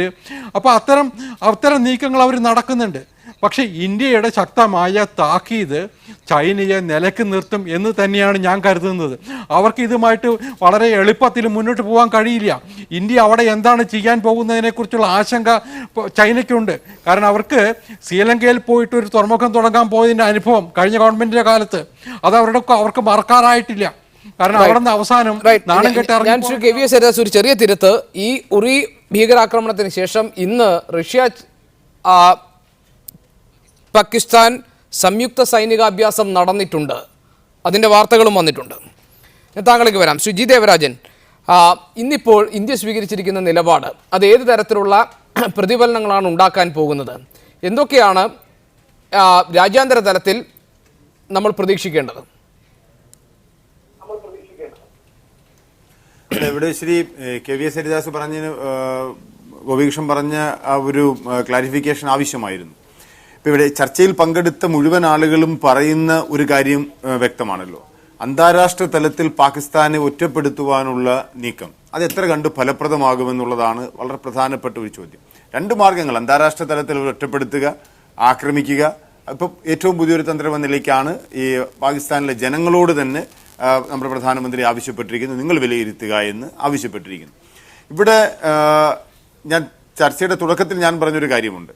നമുക്ക് നമ്മുടെ ജനങ്ങൾ, കാശ്മീരിലെ ജനങ്ങൾ, നവാസ് ഷെരീഫ് ഐക്യരാഷ്ട്രസഭയുടെ പൊതുസഭയിൽ പ്രസംഗിച്ചപ്പോൾ അവിടെ ഭീകരവാദികളുടെ നേതാവായിരുന്ന ചെറുപ്പക്കാരനായ ബുർഹാൻ വാണിയുടെ കൊലപാതകം എടുത്തു പറയുകയും അവിടെ നടക്കുന്ന മനുഷ്യാവകാശ ലംഘനങ്ങളെക്കുറിച്ച് അദ്ദേഹം വാദോരാതെ വാചാലനാവുകയും ചെയ്തപ്പോൾ ആഹ്ലാദ പ്രകടനങ്ങൾ കാശ്മീരിൽ നടന്നുവെന്നുള്ളത് ഒരു യാഥാർത്ഥ്യമാണ്. അതിപ്പോഴും അവരെ നടക്കുന്നു എന്നുള്ളതാണ്. എന്തുകൊണ്ടാണ് ഇന്ത്യ ഗവൺമെൻറ്റിനെതിരായി ഒരു പ്രസംഗമുണ്ടാകുമ്പോൾ, ഒരു പ്രവൃത്തി ഉണ്ടാകുമ്പോൾ ഇന്ത്യയുടെ അഭിന്ന ഭാഗമാണെന്ന് നമ്മൾ എല്ലായ്പ്പോഴും ആവർത്തിച്ച് പറഞ്ഞുകൊണ്ടിരിക്കുന്ന കാശ്മീരിലെ ജനങ്ങൾ ആ പ്രസംഗങ്ങളെ, ആ പ്രസ്താവനകളെ സ്വാഗതം ചെയ്യുകയും അത് ആഘോഷിക്കുകയും ചെയ്യുന്നത് നമ്മൾ ആലോചിക്കേണ്ട വിഷയമല്ലേ? എന്തുകൊണ്ടാണത് സംഭവിക്കുന്നത്? അത് ഏതെങ്കിലും ഒരു ചെറിയ വിഭാഗം അവിടെ വന്ന് കുഴപ്പങ്ങൾ ഉണ്ടാക്കുന്നു എന്ന രീതിയിൽ നമ്മൾ അതിനെ ലഘൂകരിക്കുന്നത് ശരിയാണോ? മറിച്ച് ആ ജനതയെ വിശ്വാസത്തിലെടുത്തുകൊണ്ട് ഞാൻ തുടക്കത്തിൽ പറഞ്ഞതുപോലെ അവിടെ നമ്മൾ എന്തൊക്കെയാണ് ചെയ്തിട്ടുള്ളത് എന്ന് ലോക ജനങ്ങളുടെ മുമ്പാകെ നമ്മൾ വെക്കണ്ടേ? ഒരു ഉദാഹരണം, ചൈനയും തിബറ്റും തമ്മിലുള്ള വിഷയം. ബഹുമാന്യനായ ശ്രീ ശ്രീനിവാസൻ സാറിയുടെ ഇരിപ്പുണ്ടല്ലോ. ചൈനയും തിബറ്റും തമ്മിലുള്ള വിഷയം എത്രയോ വർഷങ്ങളായി നിലനിൽക്കുന്നതാണ്. നമ്മുടെ രാജ്യത്ത് തന്നെ എത്രയോ തിബറ്റൻ അഭയാർത്ഥികൾക്ക് നമ്മൾ എത്രയോ വർഷങ്ങളായി അഭയം നൽകിക്കൊണ്ടിരിക്കുന്നു. എങ്ങനെയാണ് ചൈന അത് കൈകാര്യം ചെയ്യുന്നത്?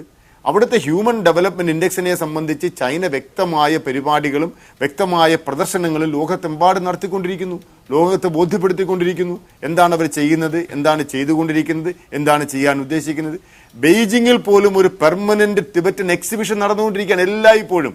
എന്താണ് അവർ ചെയ്യുന്നത് എന്നുള്ളത് അതവിടെ വരുന്ന മുഴുവൻ വിദേശികൾക്കും സ്വദേശികൾക്കും കാണാൻ കഴിയുന്നുണ്ട്. നമുക്ക് നമ്മുടെ കാശ്മീരിൽ എന്തുമാത്രം തൊഴിലില്ലായ്മയുണ്ട്. ഏറ്റവും നല്ല ആപ്പിൾ ഉൽപ്പാദിപ്പിക്കുന്ന ഒരു സംസ്ഥാനത്ത് ഈ ആപ്പിളുകൾ എങ്ങോട്ടേക്കാണ് കയറ്റുമതി ചെയ്യുന്നത്? ആപ്പിളുമായി ബന്ധപ്പെട്ട ഏതെങ്കിലും തരത്തിലുള്ള വ്യവസായത്തിന് അവിടെ സാധ്യതയുണ്ടോ? എന്തുകൊണ്ടാണ് അവിടെ ചെറുപ്പക്കാർക്ക് ആപ്പിളിന് പകരം കല്ലുകൾ കൈകളിൽ ഏന്തേണ്ടി വന്നിട്ടുള്ളത്? ഇത്തരത്തിൽ വളരെ ഒരു വസ്തുനിഷ്ഠമായ ഒരു പഠനം നമുക്ക് ആവശ്യമല്ലേ? അതിൻ്റെ അടിസ്ഥാനത്തിൽ വേണ്ടേ നമ്മൾ ഇതിനെ പ്രതിരോധിക്കേണ്ടത്? അത്തരമൊരു പഠനം, അത്തരമൊരു പ്രതിരോധം നമ്മുടെ ഭാഗത്തുണ്ടാകേണ്ടതാണ്. അതൊരു ഗവൺമെന്റിൽ നിന്ന് ജനം പ്രതീക്ഷിക്കുന്നു. PDPയും BJPയും ചേർന്നുള്ളൊരു സംയുക്ത ഗവൺമെന്റ് കാശ്മീരിൽ അധികാരത്തിൽ വന്നപ്പോൾ സ്വാഭാവികമായിട്ടും അവിടുത്തെ ഈ പറഞ്ഞ വിഭാഗത്തിൽപ്പെട്ട ആളുകൾക്കും പ്രതീക്ഷയുണ്ടായിരുന്നു. അതും ഉണ്ടായിട്ടില്ല എന്നുള്ളതാണല്ലോ ഇപ്പോൾ നമുക്ക് അവിടെ കാണാൻ കഴിയുന്നത്. ചെറുപ്പക്കാർ തന്നെയാണ് തെരുവിൽ. ഞാൻ ഇടപെടുകയാണ് സമയപരിമിതി. ശ്രീ A. സുരേഷ് കുമാർ, കോഴിക്കോട് BJPയുടെ ദേശീയ കൗൺസിലിന് കോഴിക്കോട് വേദിയാകുമ്പോൾ പ്രധാനമന്ത്രി കോഴിക്കോട്ടെത്തി അദ്ദേഹം രാജ്യസുരക്ഷയെ ബാധിക്കുന്ന സുപ്രധാനമായ ഒരു കാര്യത്തിൽ രാജ്യത്തിൻ്റെ നിലപാട് വ്യക്തമാക്കപ്പെടുമ്പോൾ ഇത് ഏത് തരത്തിലുള്ള ഒരു ഇംപ്രഷനാണ് കേരളത്തിൽ ഉണ്ടാക്കാൻ പോകുന്നത്? BJPയുടെ ദേശീയ കൗൺസിൽ കേരളത്തിൽ വെച്ച് നടത്തുമ്പോൾ ദക്ഷിണേന്ത്യൻ സംസ്ഥാനങ്ങളിലേക്ക് പാർട്ടിയുടെ സ്വാധീനം വളർത്താൻ വേണ്ടിയുള്ള ശ്രമമായി ഇത് മാറുമ്പോൾ ഏത് തരത്തിലുള്ള ഒരു ഇംപ്രഷനാണ് ഇതുണ്ടാക്കാൻ പോകുന്നത്? രണ്ട് അർത്ഥത്തിൽ. ഒന്ന്, കേരളത്തിലെ വിഷയം വളരെ വിശദമായി പ്രധാനമന്ത്രിയുടെ പ്രസംഗത്തിന്റെ ആദ്യ ഭാഗത്തുണ്ട്. രണ്ടാമത്തെ വിഷയം തീർച്ചയായിട്ടും അത് പാകിസ്ഥാനെ അഡ്രസ്സ് ചെയ്യുന്നതാണ്. കേരളത്തിലെ സാഹചര്യങ്ങൾ, ഒന്ന്, BJP ഒരു അക്കൗണ്ട് തുറന്നിരിക്കുന്ന ഒരു പശ്ചാത്തലം. രണ്ട്, പ്രതിപക്ഷ പാർട്ടികൾ കൂടുതൽ ദുർബലമായി നിൽക്കുന്ന ഒരു സാഹചര്യം.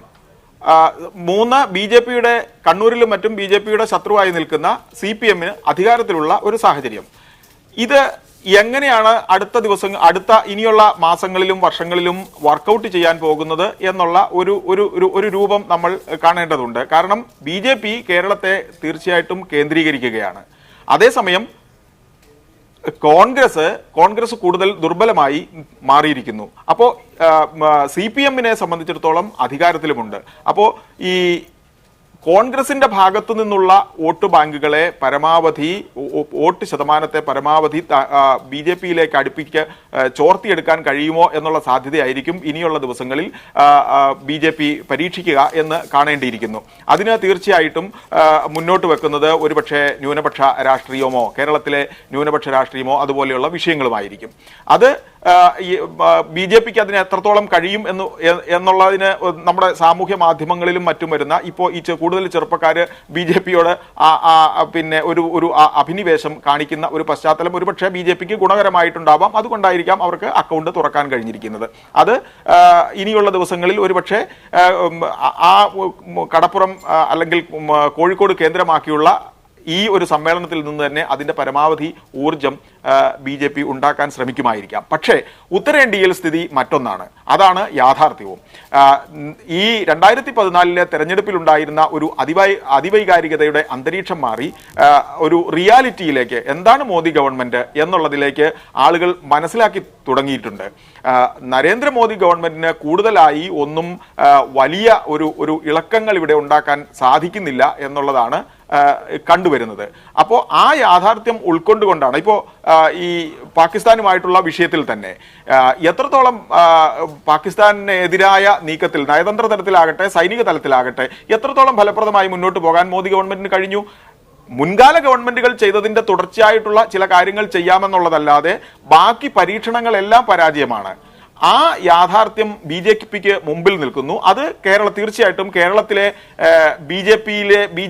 BJP-യെ പ്രതീക്ഷയോടെ കാണുന്ന ജനങ്ങളെ ഇരുത്തി ചിന്തിപ്പിക്കുന്ന ഒരു കാര്യമാവും എന്ന് പ്രതീക്ഷിക്കേണ്ടിയിരിക്കുന്നു. റൈറ്റ്. പാകിസ്ഥാനോടുള്ള ഇന്ത്യയുടെ സമീപനമായാലും പാർട്ടിയുടെ വളർച്ചയായാലും പുതിയ യാഥാർത്ഥ്യങ്ങൾ എന്തായിരിക്കും എന്നതിന് നമുക്ക് കാത്തിരിക്കാം. വളരെയധികം നന്ദി Shri KVS Haridas, Shri G Devarajan, Shri Pandalam Sudhakaran, doctor TP Srinivasan, Shri S Suresh Kumar, Shri PJ Vincent ഈ ചർച്ചയിൽ സഹകരിച്ചത്. ഇതോടെ ഇന്നത്തെ സ്പെഷ്യൽ എഡിഷൻ പൂർണ്ണമാകുന്നു. കൂടുതൽ വാർത്തകൾക്കും ദൃശ്യങ്ങൾക്കും media1tv.in എന്ന ഞങ്ങളുടെ വെബ്സൈറ്റ് സന്ദർശിക്കാം. ഇനി MAT മൂസ കാണും. Good bye, good night.